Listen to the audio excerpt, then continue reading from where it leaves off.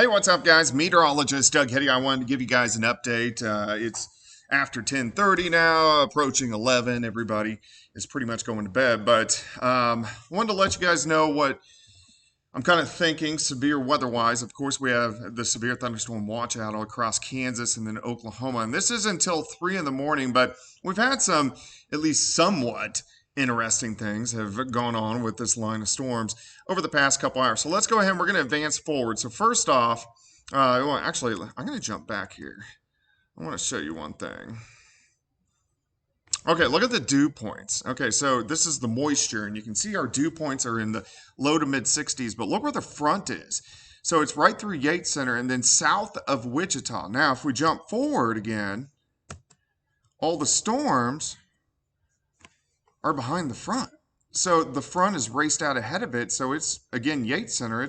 The storms are 30 miles behind the front. So all these are kind of elevated in nature, and that's why they've kind of fallen apart from Kansas City up toward St. Joe, because they are behind the front, and that's where they're going to stick through most of southeastern Kansas. Now, you get a couple strong waves, and you can get a couple severe thunderstorm warnings, and these are just elevated in nature, and meaning just some gusty winds and probably upwards of quarter-size hail. So we're going to have to watch this storm near Wichita as it does kind of advance out toward Eureka and Yates Center and Iola over the next couple hours. But I really don't think, as this line sags through, I think most of these storms are going to stay strong across Kansas and then Oklahoma.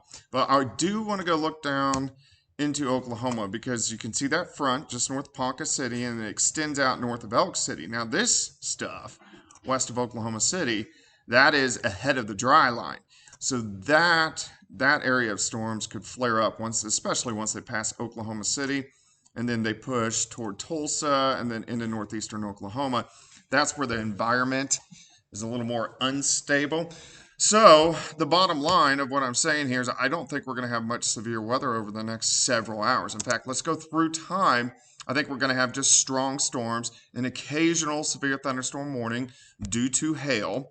Look at these storms slowly work in. So now we're at 2 a.m. and we still have a strong line of storms, but we're not going to have a lot of severe weather. Pittsburgh, you'll start getting into the action here too-ish.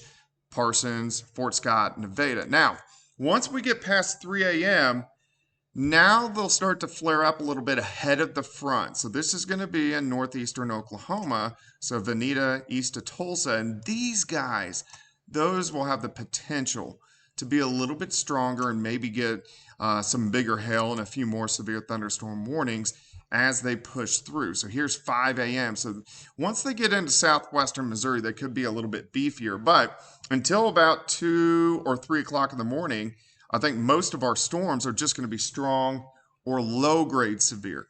Late tonight, 3, 4, 5 o'clock in the morning, that's when we're going to have the potential that some of these storms could be a little bit beefier and a low tornado threat, but I'm not overly worried.